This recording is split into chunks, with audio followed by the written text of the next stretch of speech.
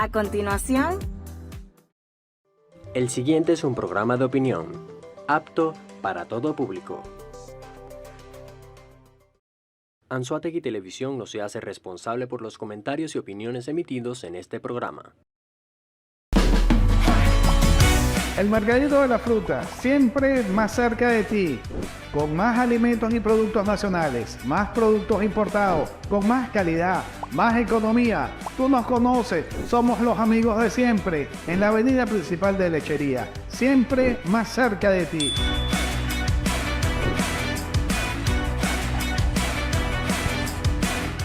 Más. Y mucho más. El mercadito de las frutas presenta.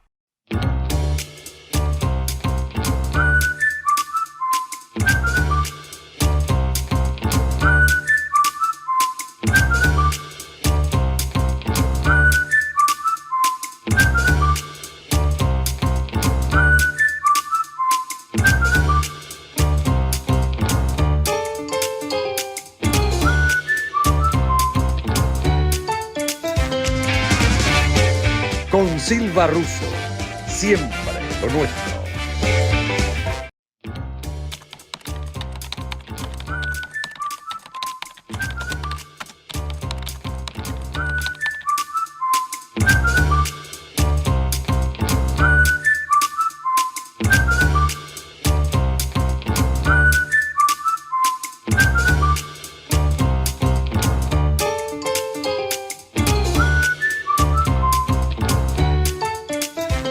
Buenas tardes, buenos días, buenas Con noches. Silva En cualquier parte del mundo donde nos están viendo, en 90 naciones.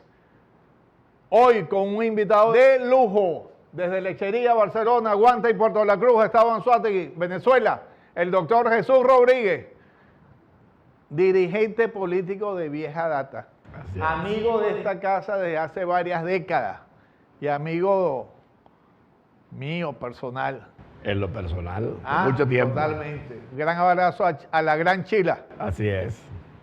El doctor Jesús Rodríguez, abogado, profesor universitario, en una época diputado y fue hasta presidente de nuestra Asamblea Legislativa del Estado Anzoátegui. Doctor Rodríguez, bienvenido a nuestro programa. Bueno, un placer estar aquí contigo. Esa es Como su siempre. cámara. Como siempre, hermano. Un placer compartir contigo y desde luego con los televidentes. Claro que sí.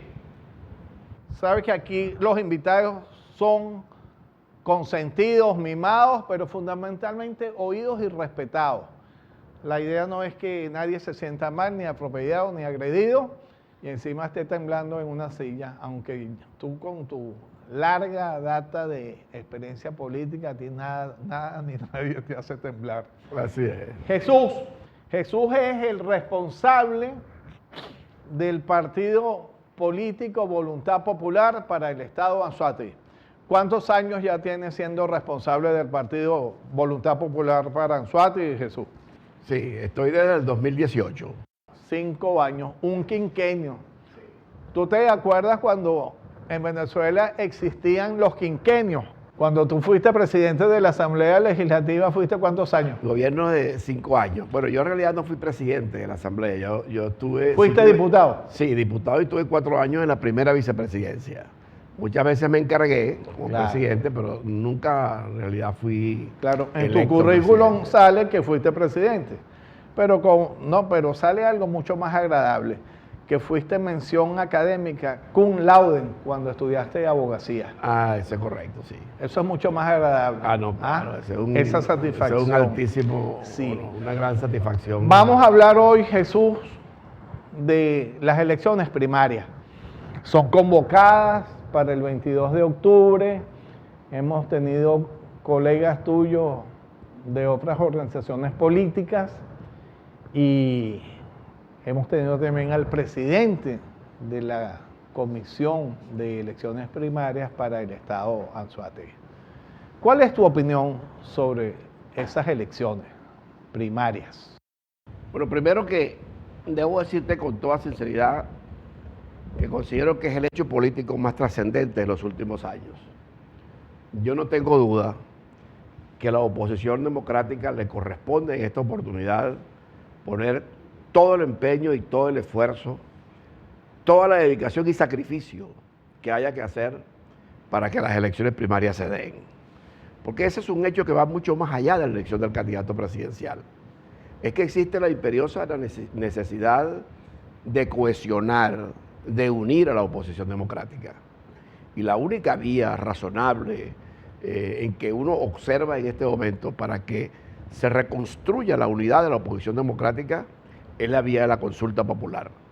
Que el pueblo decida con su voto quién es el líder de la oposición que le corresponde hacer y liderizar el gran esfuerzo de cohesionar a la oposición en un solo esfuerzo, en una sola lucha y en un solo trabajo para salir de la dictadura.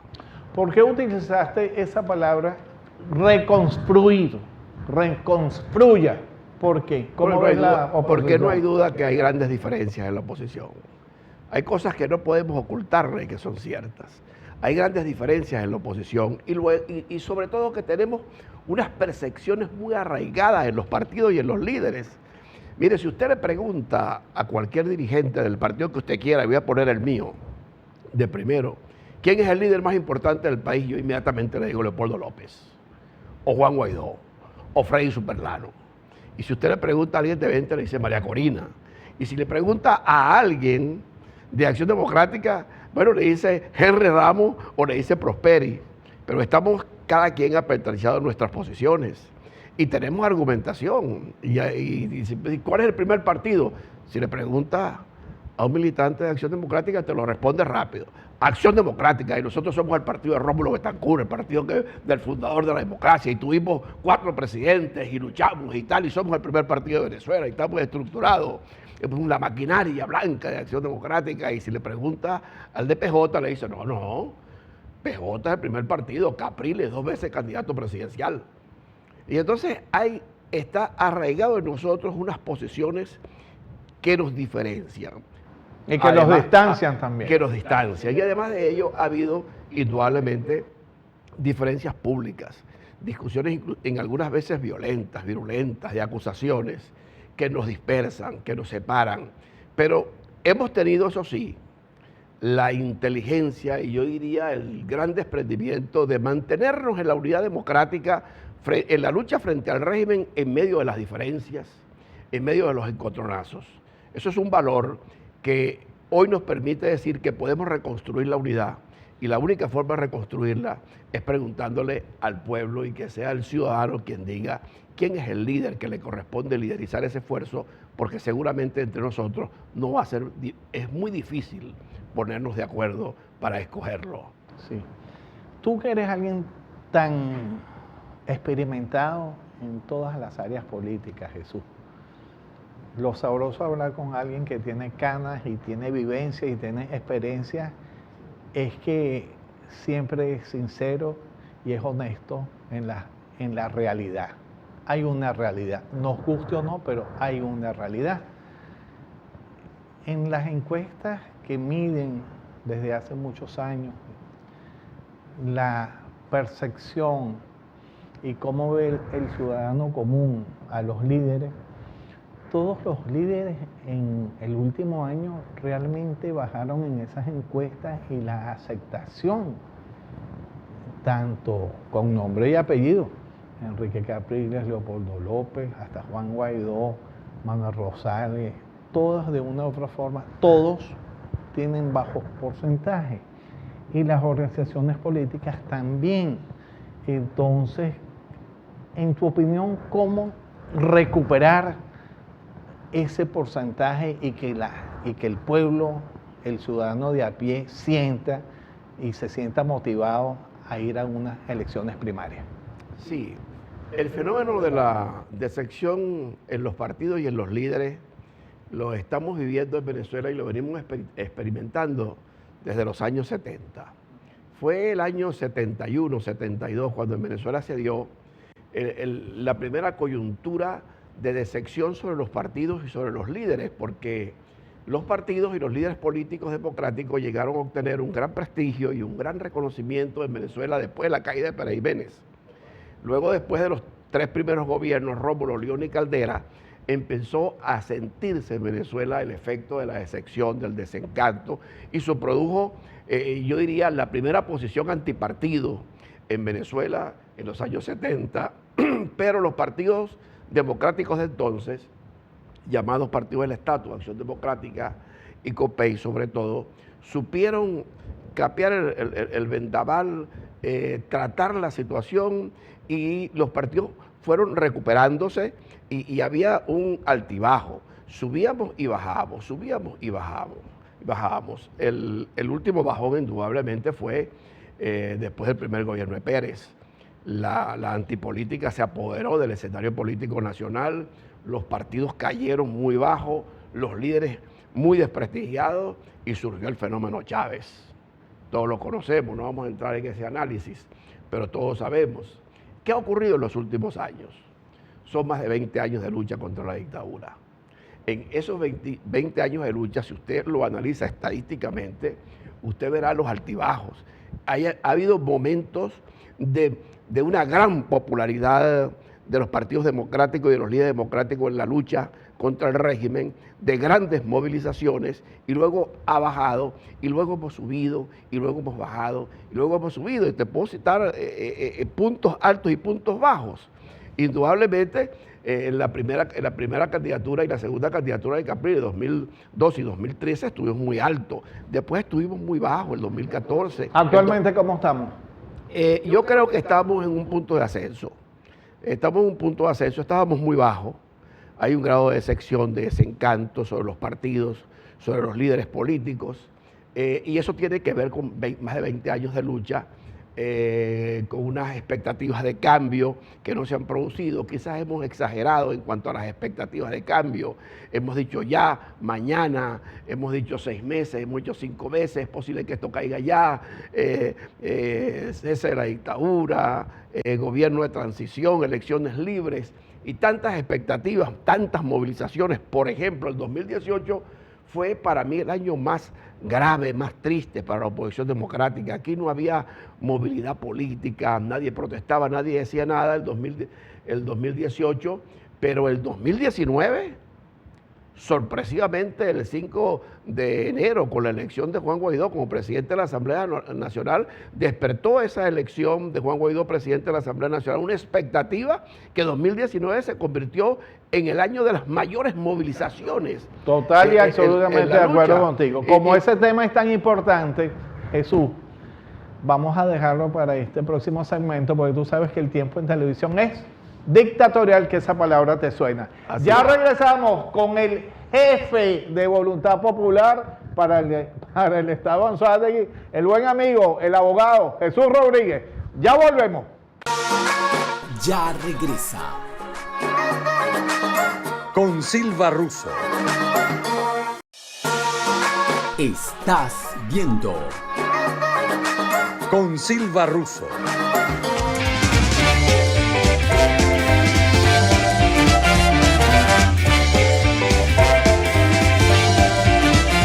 De vuelta con nuestro invitado de hoy, el abogado, el amigo de la casa, doctor Jesús Rodríguez, jefe de Voluntad Popular para el Estado Anzoátegui, en las 90 naciones que nos están viendo en el mundo, desde Lechería, Puerto La Cruz, Barcelona y Guanta. ¿Qué tú piensas, entrando en el tema de las primarias, que es lo que estamos hablando esta semana, de las militancias políticas? Por ejemplo, a ti te atañe la militancia política de Voluntad Popular. Claro. ¿Cómo está la militancia de Voluntad Popular en el Estado Anzoátegui? Pues muy bien. Nosotros hemos logrado estructurar un partido en tiempo récord, un esfuerzo de 10 años. Voluntad Popular es un partido muy joven. Fue fundado, nuestro proceso interno fundacional fue el 2010, terminó el 2011. De manera que en 12 años hemos tenido el mayor crecimiento histórico de partido alguno. En 12 años nos hemos convertido en una referencia a la política nacional, indudablemente. Hoy somos un partido nacional, con una fracción parlamentaria importante, con directiva nacional, con directivas regionales, con directivas municipales, con directivas parroquiales, con estructuras de base, y particularmente en Anzoátegui, debo decirte, nosotros tenemos un equipo regional de más de 60 personas, con responsabilidades con funciones, con actividades propias. Tenemos 21 equipos municipales, tenemos 36 estructuras parroquiales y tenemos más de 300 estructuras de base. ¿Y diputados? Aquí hoy Sí, está claro, uno tenemos, acompañando. tenemos concejales, tenemos diputados. Es un partido estructurado, sembrado en el Estado, haciendo la labor política diaria, con actividades permanentes. Nosotros este mes pasado tuvimos más de 500 actividades en el Estado. Es la sumatoria de todas las actividades realizadas. Yo no tengo duda, por lo que observo y el seguimiento que le hacemos a las redes, que somos el partido de mayor actividad en el Estado. Las líneas nacionales, ¿quién las está llevando en este momento? La dirección nacional del partido, en este momento está en la coordinación política Adriana Pichardo, la diputada Adriana Pichardo, ella está en sustitución de Fray Superlano, que era el coordinador político nacional del partido. Y luego, bueno, hay toda una estructura, pues como todo partido, hay la coordinación de jóvenes, la de trabajadores, la de gremios que es profesionales y técnicos, la de mujeres, y los que se dedican a las partes técnicas, electoral, en fin, un partido que tiene toda una estructura que se corresponde a lo que es la conformación de la vida social de un país, pues. Estabas hablando antes, Jesús, de los movimientos que cuando llegó Juan Guaidó, Venezuela cambió en cuanto a la esperanza, subieron los picos, movilizaciones, etcétera. ¿Qué puedes decir hoy en día de Juan Guaidó en este momento que está fuera de la nación? Yo creo que Juan cumplió un rol importante en la política venezolana y en la lucha por el restablecimiento de la democracia y la libertad. Yo creo que en cierta forma también la misión de Juan fue un poco mal entendida.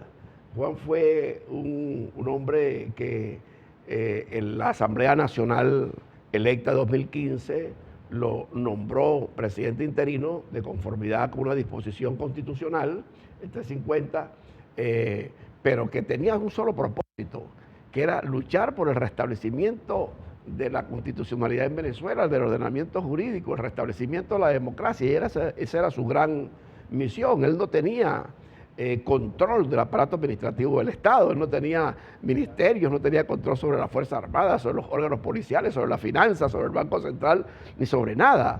De manera que su misión era un mandato eminentemente político y referido a la lucha por el restablecimiento de la constitucionalidad y la democracia en Venezuela. Y yo creo que en ese sentido hizo mucho, logró el aislamiento internacional del régimen, más de 60 países lo reconocieron a él como presidente, y no 60 países cualquiera.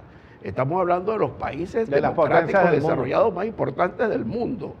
Es un hecho importante. El aislamiento diplomático lo logró Guaidó no solamente por el apoyo de 60 países, sino que eso implica haber construido también una red de relaciones internacionales y de representantes diplomáticos en el mundo.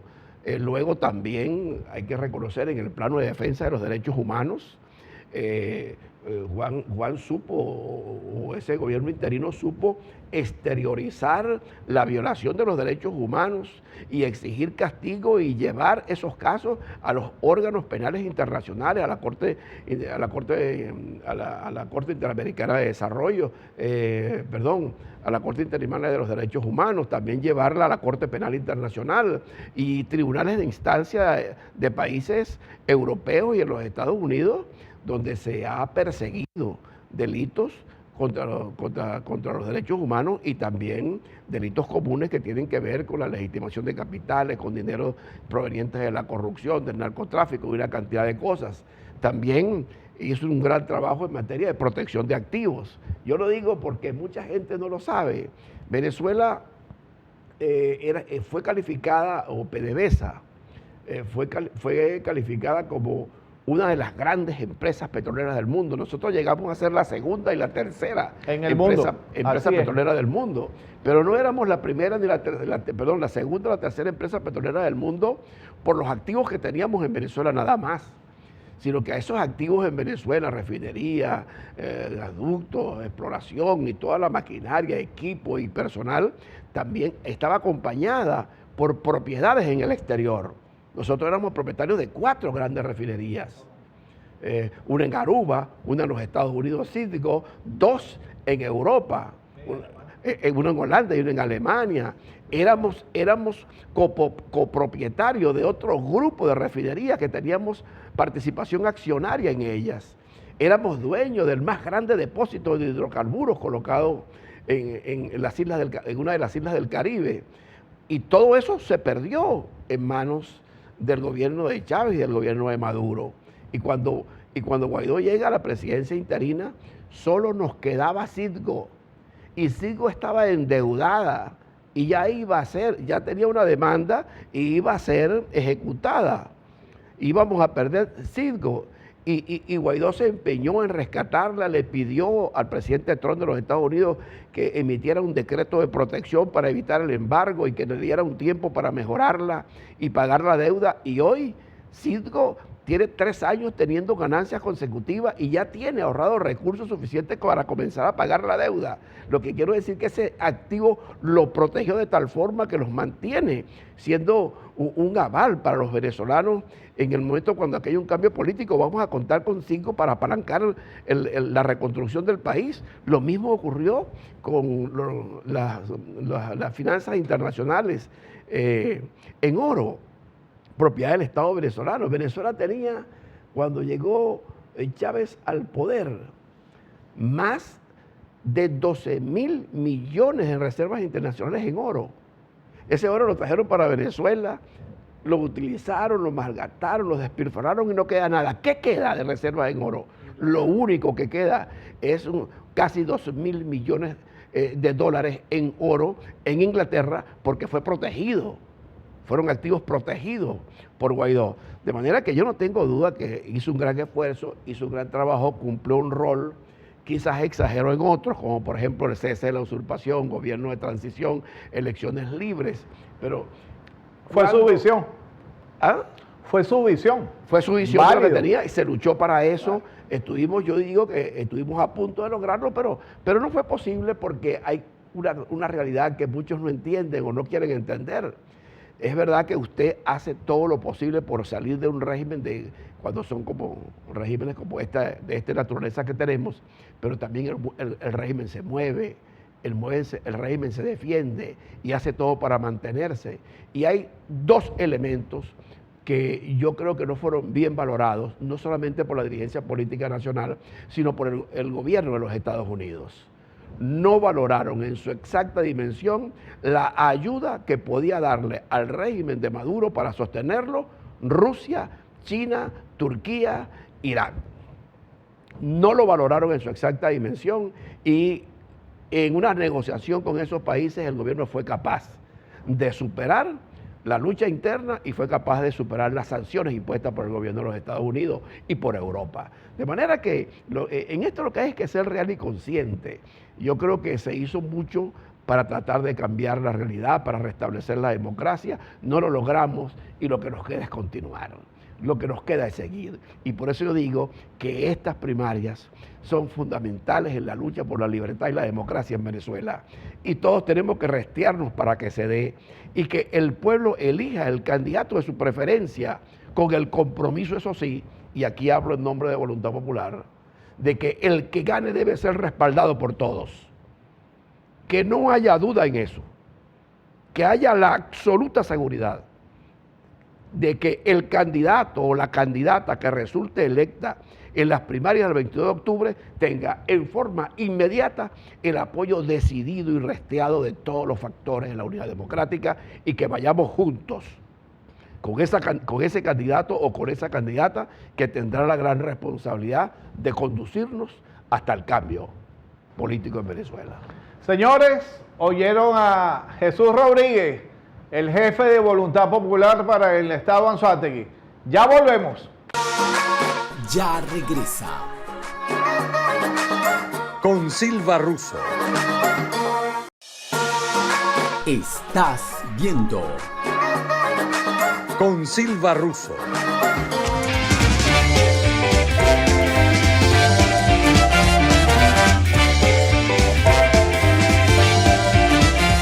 De vuelta con nuestro invitado, el doctor, el abogado, profesor universitario Jesús Rodríguez, amigo de la casa. Un gusto tenerlo aquí hoy. Jesús, ahorita brevemente desviaste como te corresponde, hiciste un análisis nacional y su situación actual de las empresas petroleras, etcétera, etcétera. Vamos a volver al tema que nos ocupa hoy, que es las primarias. Las primarias es un reto, como tú lo has dicho muy bien. Crees y apuestas por la unidad, crees y apuestas que el que se elija candidata o candidato, todos ustedes lo van a apoyar. Ustedes como Voluntad Popular no llevan candidato propio. A lo mejor solamente Un Nuevo Tiempo lleva a Manuel Rosales, que sin embargo estos días ha estado de bajo perfil. Parece ser que el candidato Benjamín Rauseo no se sabe si sigue, si no sigue. Y yo me imagino, seguramente tu opinión en esto, experta opinión política, yo me imagino que una competencia política por buscar ser electo para una presidencia de la República cuesta mucha plata, como tú lo sabes desde hace muchísimos años. Me imagino yo que los candidatos que están recorriendo Venezuela, que eso cuesta plata, llegando al pueblo, a los municipios, hoteles, comidas, movilización en una nación donde está golpeada por la hiperinflación, donde no hay luz, no hay agua. Movilizarse hoy en día no es fácil. Me imagino yo que el gasto de una u otra forma para ciertas organizaciones políticas que no tienen ingresos tampoco por la militancia, por sus colaboradores, pues evidentemente dirán ellos, bueno, yo llego hasta acá porque visualizo que no tengo ningún chance. Voy a apoyar a quien sea o sea electa o electo, pero no voy a seguir gastando porque no tiene lógica. ¿Cuál es tu opinión sobre los candidatos que existen con posibilidades? Porque tú como experto político sabes que muchas veces la gente sigue hasta el final para negociar tal cosa, tal apoyo, tal estado, tal ministerio, tal cosa, etc., o para apoyar sin que me des nada a cambio. Pero ¿cuál es tu opinión sobre los candidatos reales que tienen posibilidad? Bueno, primero debo decirte que aclararte la situación de Voluntad Popular. Nosotros sí tenemos candidatos propios. Nosotros tenemos a Freddy Superlano. Pero acuérdate que a él no le dejaron tomar la gobernación de Barinas. Luego hubo una segunda elección que fue un hecho nacional. El jefe de campaña fue Diosdado. El candidato fue nada más y nada menos que el yerno de Chávez. El hijo político. Sí, el hijo político. Sí, Arreaza. Arreaza, claro.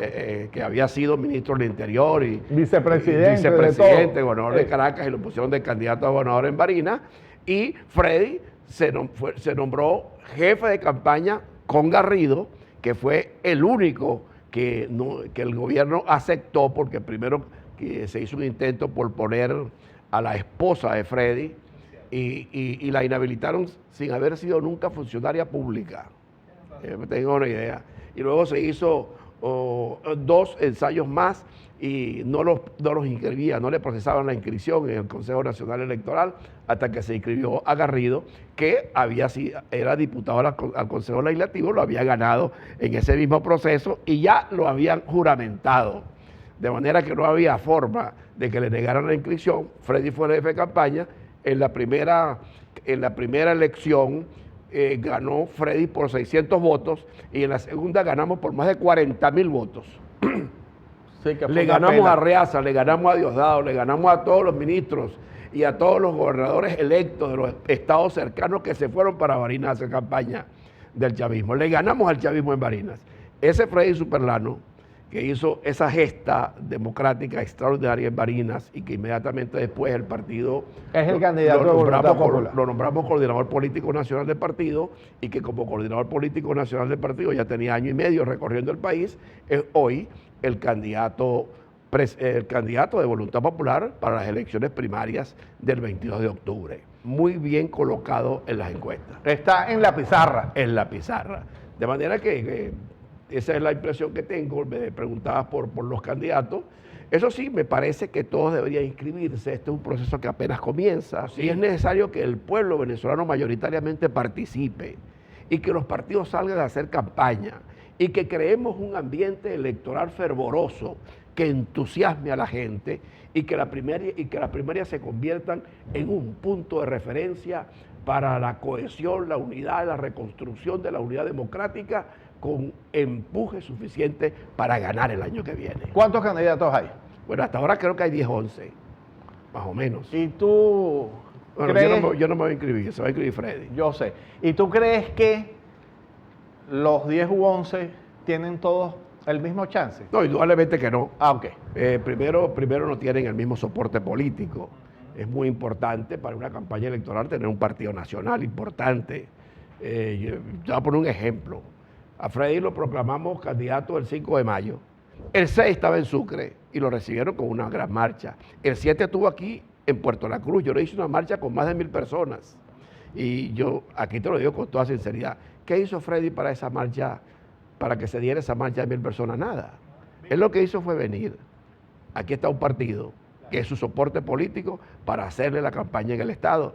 Voluntad Popular está en todos los estados, de manera que no todos los partidos, no todos los candidatos tienen ese aval. Pero tienen el derecho de Esa participar. verdad, pero tienen el derecho Claro. de participar, bienvenido Y sea. medirse. Es Es el juego democrático. Claro, y en la dinámica de la campaña montarán sus voluntariados, montarán sus equipos, y eso es bueno, ese pluralismo es bueno porque le da movilidad y fuerza, empuje al proceso electoral. Y ánimo, así es. ¿Qué piensas sobre el voto en el exterior? Que hoy en día, con tanta gente afuera, 7 u 8 millones de venezolanos en el extranjero, algunos a lo mejor votan, otros no, se está buscando naciones, ciudades donde sea factible. Dicen que de esos 7 u 8 millones pueden a lo mejor votar 1 o 2 o 3 millones. Acuérdate lo del registro electoral que siempre ha sido aquí una cajita de Pandora. ¿Cuál es tu opinión? Sí, mira, primero que los venezolanos en el exterior tienen derecho a votar. Son venezolanos. Y venezolanos que se fueron de este país a buscar la vida porque llegaron a la conclusión que en este es su país, donde nacieron, donde crecieron y donde dejaron a su mamá, a su papá, a sus hijos, a sus hermanos, a su novia, sus vivencias y dejaron sus sueños y se fueron a otras partes porque llegaron a la conclusión que aquí en su país no había posibilidades de encontrar una vida digna. Y se fueron a otras partes del mundo a buscar la vida. Y lo más grave, no todos se fueron por avión y con pasaporte y cédula. Muchos se fueron por los caminos verdes, corriendo riesgo. Pero son venezolanos y tienen derecho a opinar sobre el destino de su país porque seguramente tienen el deseo profundo de volver. Entonces nosotros estamos en la obligación, primero como demócratas, de reconocerle a ellos que se fueron por culpa de este gobierno, por la desgracia que estamos viviendo, reconocerle su condición de venezolanidad y darle el voto para que participen en la elección del candidato presidencial de la Unidad Democrática. No es fácil que lo hagan. Son más de 7 millones dispersos en todos los pueblos. Más de la 90 tierra. naciones, Jesús. Más de 90 naciones, Sí. en todos los pueblos de la tierra. Y muchos en situaciones de mucha calamidad, de mucha Precariedad. tristeza, de mucho dolor, de mucha precariedad. De manera que no es fácil que todos participen, pero sí tenemos que darle la oportunidad y Dios quiera se inscriban, se registren en el procedimiento que ha establecido la plataforma, la mesa, la Comisión Nacional de Primarias. Ojalá muchos se registren y puedan sufragar el 22 de octubre. Yo tengo la esperanza que lo hagan, pero en fin de cuentas, los que lo hagan será una muestra de la Venezuela que está afuera, de la Venezuela que sufre y que sueña con volver. Con nosotros el abogado Jesús Rodríguez, jefe del partido político Voluntad Popular en el estado de Anzoátegui. Ya volvemos. Ya regresa. Con Silva Russo. Estás viendo Con Silva Russo.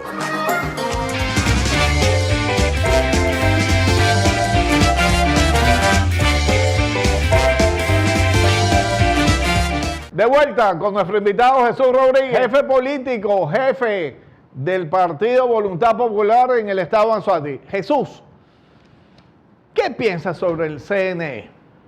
Bueno, muy triste, es un espectáculo triste el que vimos recientemente, ¿no?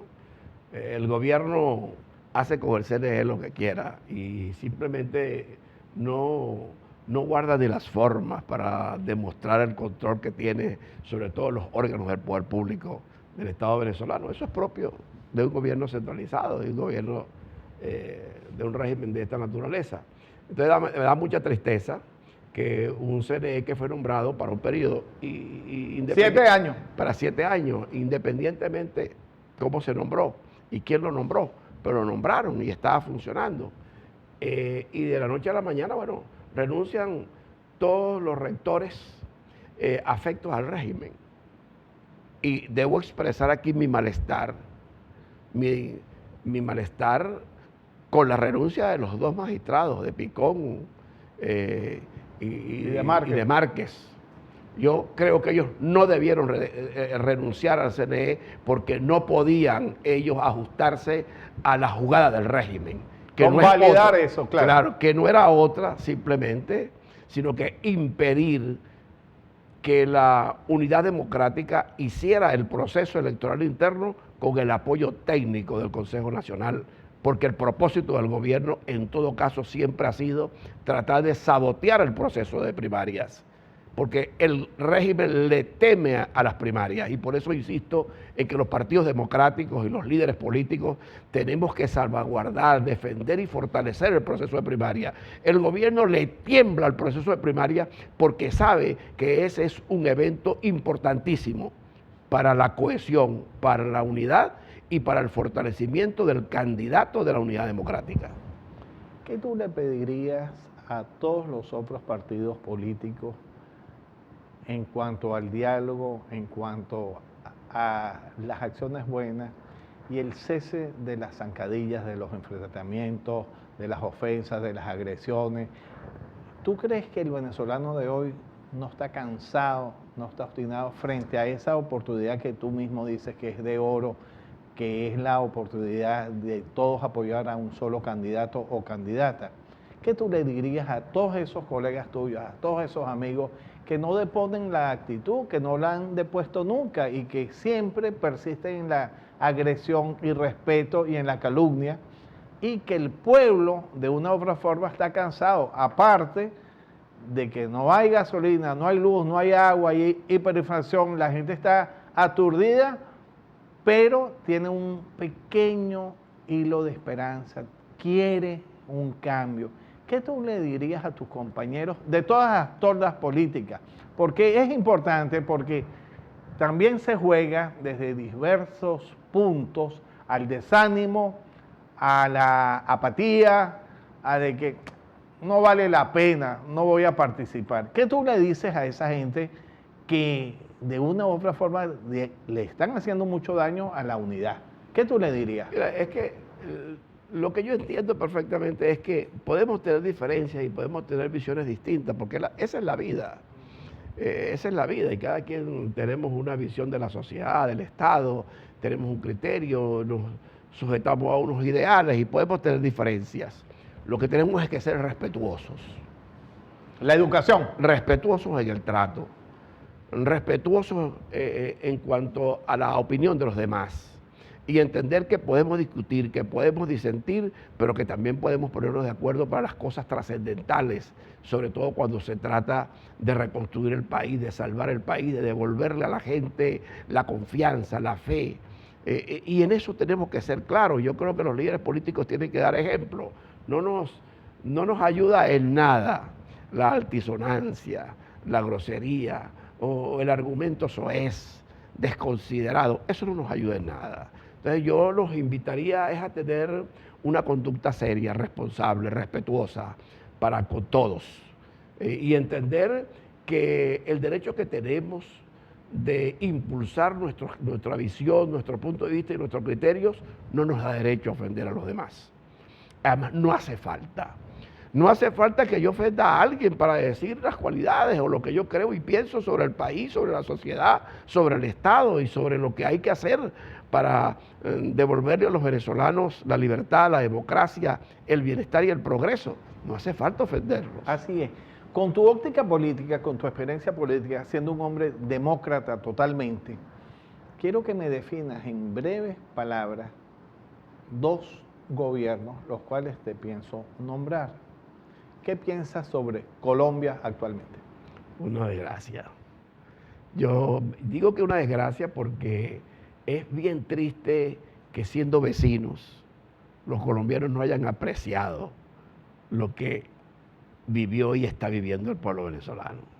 Se lo dijimos, no cometan el error, no incurran en el error de caer en la vía del comunismo, en la vía del socialismo, en la vía de esta izquierda trasnochada, inspirada en el régimen cubano. Y por eso digo que es una desgracia lo que está ocurriendo en Colombia, porque es una desgracia lo que vivimos en Venezuela. Total. Dime, ¿qué piensas sobre otra nación, El Salvador? Bueno, un país que por una vía se está recuperando. Yo creo que eso es bien importante. El Salvador es, tú sabes lo que vivió El Salvador, y sobre todo los que tuvimos la oportunidad de conocer la guerra civil, porque era una guerra civil, los enfrentamientos, la desgracia que vivió El Salvador, y que hoy está encontrando una vía. Yo creo que eso es importante, de alguna forma auxiliar. Yo recuerdo la participación de Carlos Andrés Pérez como presidente de la República en El Salvador. Y cuando Luis Herrera también. Y Luis Herrera también, Sí. por cierto, el exministro de Caldera, Calvani, Aristide Calvani, tuvo una gran participación, mucho más en El Salvador, porque Pérez se centró más en Nicaragua. ¿Qué piensas sobre Bukele? Bueno, yo no Danos tu opinión. Sí, yo te lo confieso. Yo, Su estilo. su estilo y su conformación política no la comparto. Pero eso es lo que ocurre cuando un país cae en la desgracia y que una persona, independientemente de su ideología política, produce con su actuación cambios que favorecen al pueblo. Y por eso hoy el reconocimiento a Bukele. Yo no comparto su estilo, ni comparto su forma de gobernar. Como demócrata soy un hombre que más dado a la búsqueda del consenso, al entendimiento, el diálogo, a las claro. libertades, al diálogo, a hacer las cosas por la vía de la ley, no de la fuerza. Bukele en una sociedad desconcertada, terrible, que ha sufrido terriblemente, bueno, cogió la vía prácticamente del radicalismo político para lograr cosas que al pueblo le gusta y que en los primeros de cambio le favorece. El problema que yo veo es a la larga de este tipo de conductas, porque a la larga esas conductas fuertes, radicales, terminan deformándose y generando y transformándose en dictaduras. Ligarse al radicalismo es una conducta, y es una conducta que a mi juicio nunca es la mejor, porque el radicalismo nos lleva siempre a deformaciones. Excesos. Y nos lleva a excesos terribles. El radicalismo de izquierda, que es este radicalismo socialista inspirado en el régimen cubano, que es el antiguo régimen ruso, porque es el mismo, esa es una forma de radicalismo que nos ha llevado a esta tragedia, a esta desgracia. Y el radicalismo de derecha puede llevarnos a lo mismo. Yo creo que tenemos que buscar un punto intermedio, un punto de equilibrio, sobre todo un punto de intermedio y de equilibrio que se ajuste a la naturaleza del venezolano. Es que los venezolanos tenemos una forma muy especial de ser. Nosotros somos un conglomerado humano con unas características de sensibilidad humana, de relaciones y de convivencia distintas a todo el resto del mundo. Aquí, este es un país que puede convivir perfectamente en medio de las diferencias. Y en bueno, lo estamos haciendo. Claro, y en diciembre nos abrazamos todos y nos damos el feliz año. Y el hermano y el familiar y el amigo, no importa lo que piense que no venga, nos sentimos ofendidos, porque esa es nuestra naturaleza, es la convivencia. Nuestra naturaleza es la hermandad. Nuestra naturaleza es la sensibilidad humana. Entonces yo creo que la política venezolana hay que enclavarla dentro de esa característica del ser venezolano. Así es. Sin ser diciembre, nos vamos a abrazar porque se acabó el tiempo, eres un invitado de lujo, te expresas como toda la vida muy bien, es sabroso dialogar contigo. Y a todos los televidentes en las 90 naciones que nos ven, seguramente están satisfechos orgullosos de tener gente como tú, demócrata y no radical. Así es, hermano. Y yo feliz de haber compartido contigo y gracias a los televidentes por la atención que pudieron prestar. Serás invitado nuevamente para dialogar durante estos meses sobre las primarias, que es un tema muy importante, fundamental, esencial y que de una u otra forma va a hablar sobre nuestro futuro inmediato en el año 2024. Será hasta una nueva oportunidad.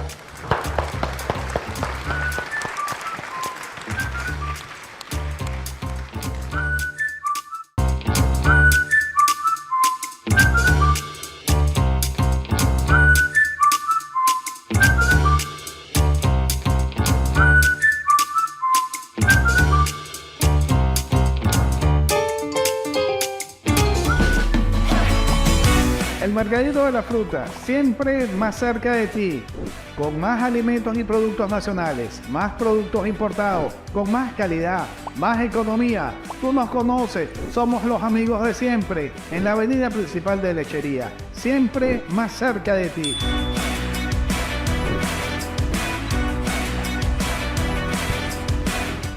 Más y mucho más. El Mercadito de las Frutas presentó Con Silva Russo, siempre lo nuestro.